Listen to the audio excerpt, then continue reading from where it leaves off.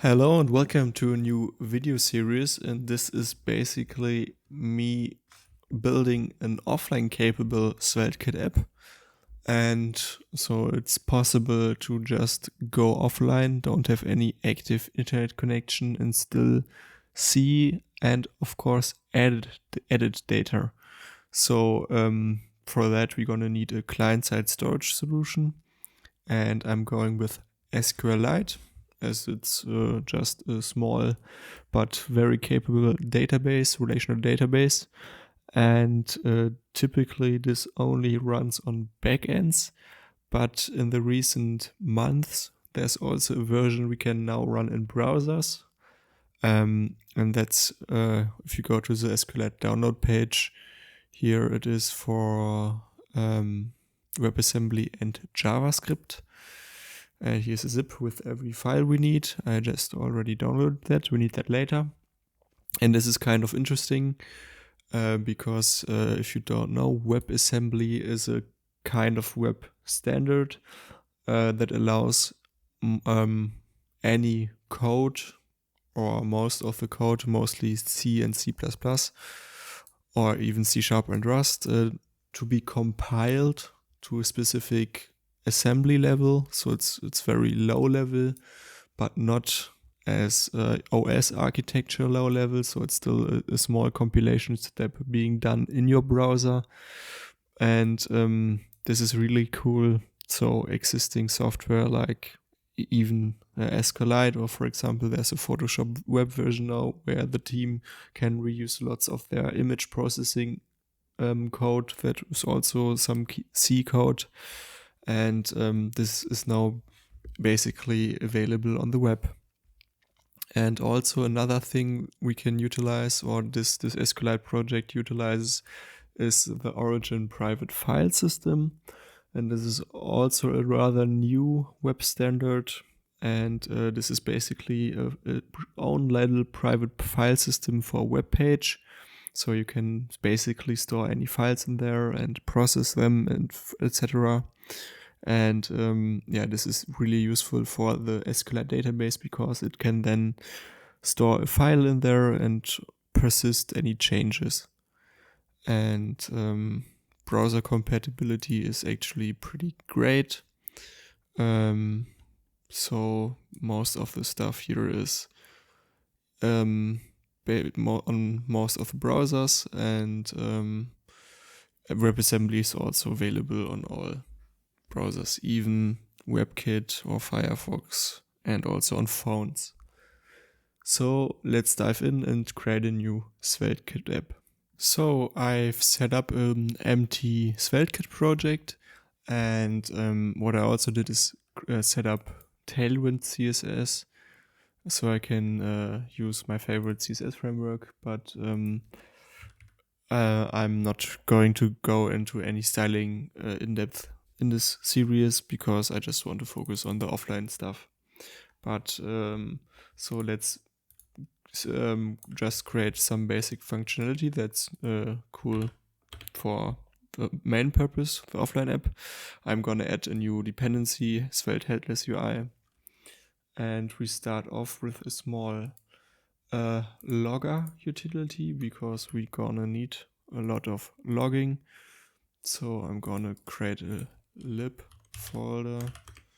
In that lib, create a logger.ts.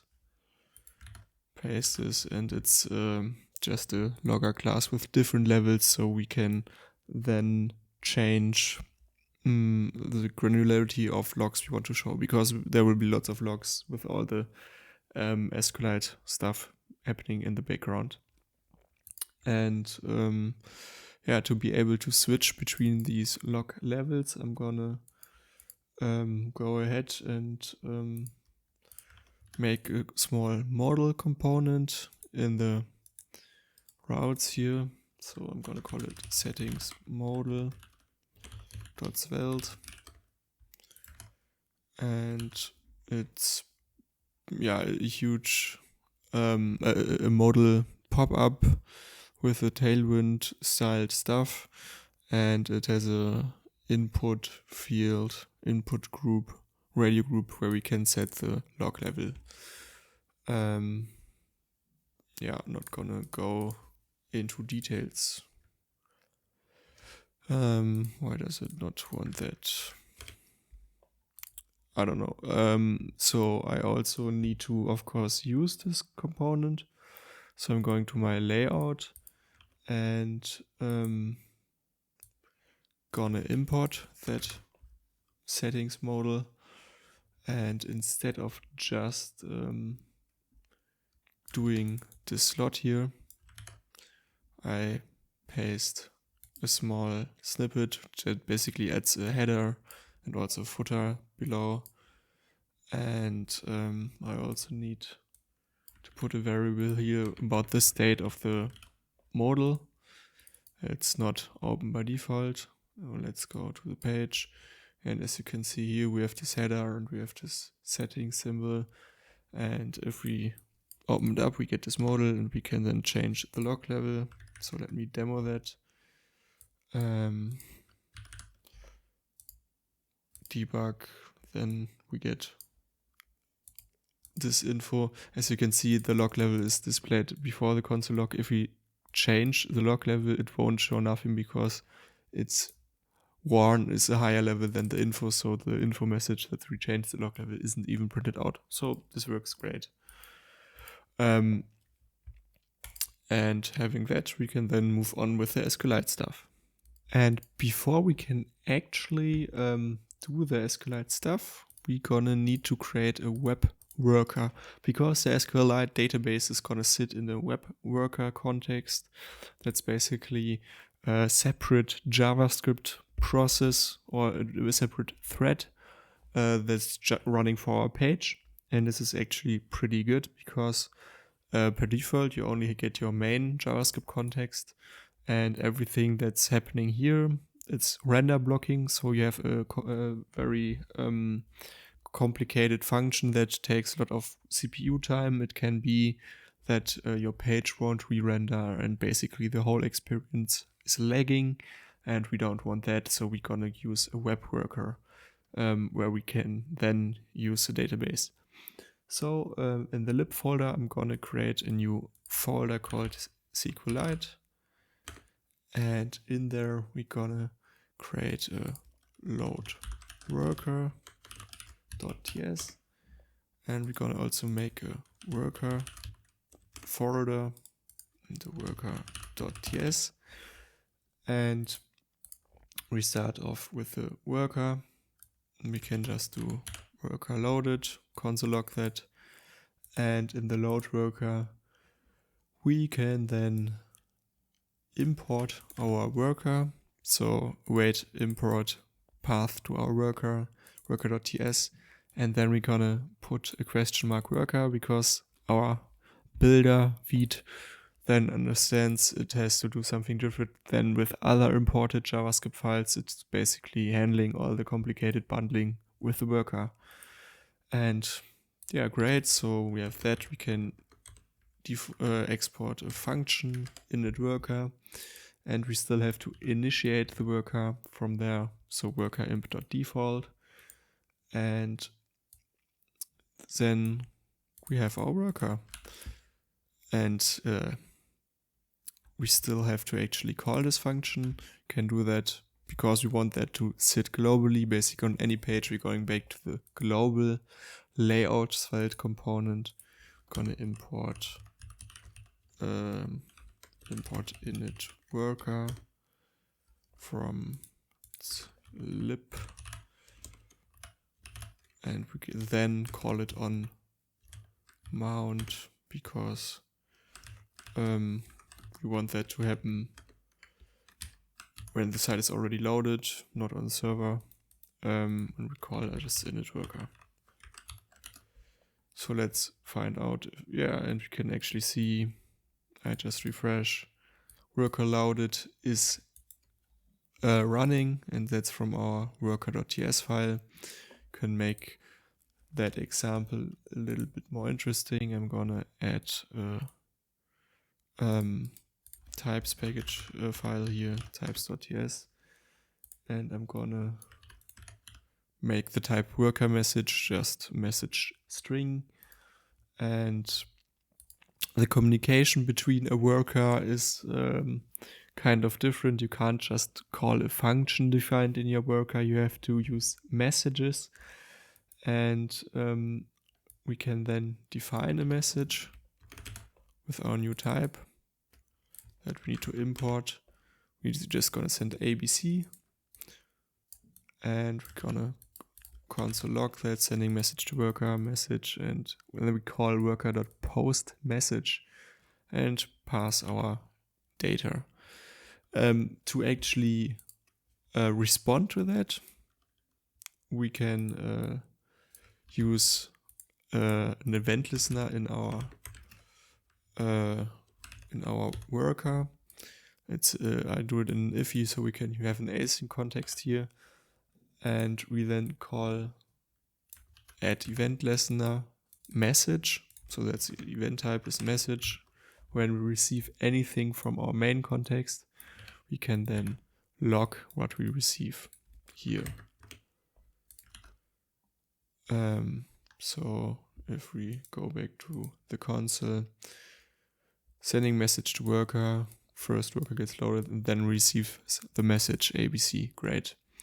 We can also, go the route back. So we can, of course, also communicate from the worker to the main route, and we do the same thing, a new message, and why is it? I don't care for now. We just create a new message, console log, and call post message on it. And here we also have an event listener for message. We get again a worker message, received message from worker. So let's try it out. Okay, so I have an error in here. Let me quickly check what I did wrong. Okay, so I just needed to put this in the add event listener thing.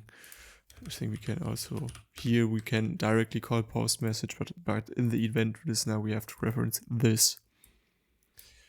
So that's why it wasn't working.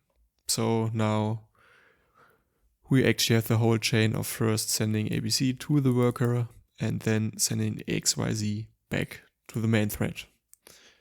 And this is communication stuff we need to do a lot of when we want to actually use and store data in the SQLite database that's managed by the web worker. So let's move on, and now we want to actually import our SQLite module. And before we do that, we still have, I think it's good to make some changes to the worker. So to organize the communication, we can have an enum of message types. So each time we send something to the worker, we know what actually we want to do. So for example, the command initdb. And in our load worker, now this is of course broken. And instead of sending this ABC, we can say type is initdb. And we can say also type. And in the worker itself, we go here and actually we get this data worker type message. Yeah, so we can log the type, and then we can do a switch on the type. And if the case is, let's import that worker message types.initdb. In the end break, could do a default unknown type, and let's do a global response, and in here we then want to initialize the DB basically. So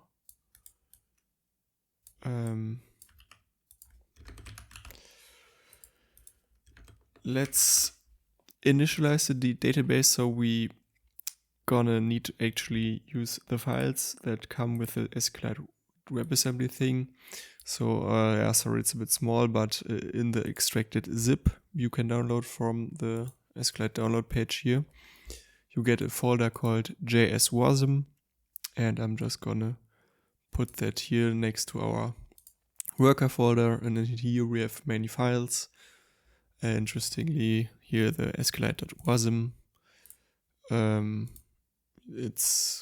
you can't actually read it, it's in a binary format, but also the SQLite3.mjs, we actually need to import that. That's pretty easy. We just say rate import JSWasm SQLite3.mjs, and then we gonna init the database, and for that we gotta write a new function called initdb.ts, and so we say the file name where we store all the database file is offlinedb.sqlite, and we then also need a small type system I created before, SQLite 3 object-oriented 1 API, and this basically gives us type completion for using the database later, and we can then use this type to import it and then use for our DB. Also gonna use some global declaration here, SQLite 3 init module, that comes from the SQLite 3 MJS. We import it, and we can then paste this whole function here, and what this does is returns a new promise, and then it calls self.sqlite3 init module, the one we defined before, and it's actually imported by this wait import statement. And we can also pass what to do for print and print error. Could use our own logger, and if it's worked, we get this SQLite 3 instance, console log gets initialized, and then we get the object-oriented API, and we can then check if the origin private file system is available, get some info, and then we initialize the file system. If not, we can fall back to another one, and yeah, we log again file name, and we also optimize some stuff. So synchronous, normal, and journal mode is write ahead log, and yeah, error handling and resolve true. And we don't want any of that, any errors, so ignore them. And so we now get this response. Also ignore that. Console log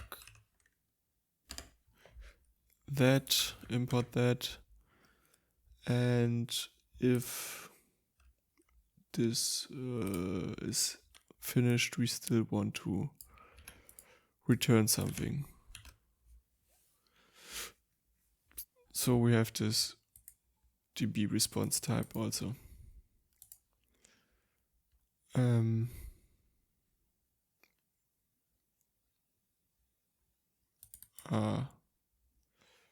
Shouldn't call that data init res.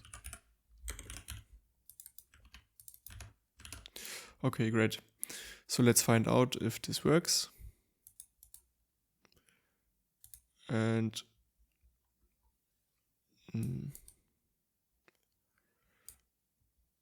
now we actually get an error. That's okay. And the thing is, we can't use missing shared error buffer under Tonics. Server must emit COOP or COEP response headers, and that's actually also set in the documentation for being able to using the shared array buffer. We actually need to use these headers that make sure that actually embedder and opener things are on the same origin. So basically it's additional privacy headers for the site we're using. And we can set these headers pretty easily. We go back to our code, and we need to install some Vite plugins.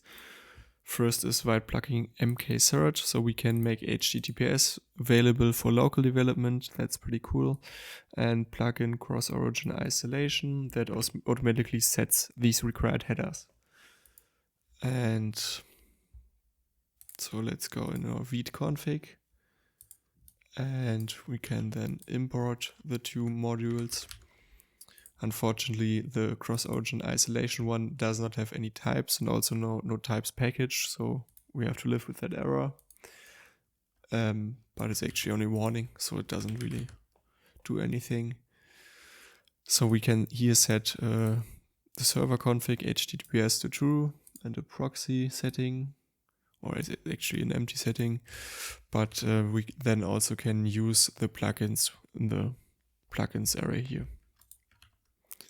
If we then go ahead and start our server again, you might need to actually use your admin password on your computer, because mkcert, if you haven't already done, will generate certificates local signed and also add them to the trusted chain of your computer. At least it does on my Mac. I don't know if it works on Windows. And we can now actually go ahead and say HTTPS, and we get the log. That's great. And we don't get any error. The OPFS is available. That's pretty cool. And yeah, basically our SQLite database is ready to go. And at last I built a small utility.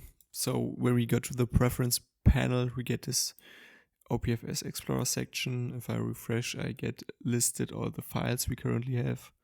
So we actually know that actually a database file was created. It's empty because there's still no data, but it's last modified, and we could download and delete it.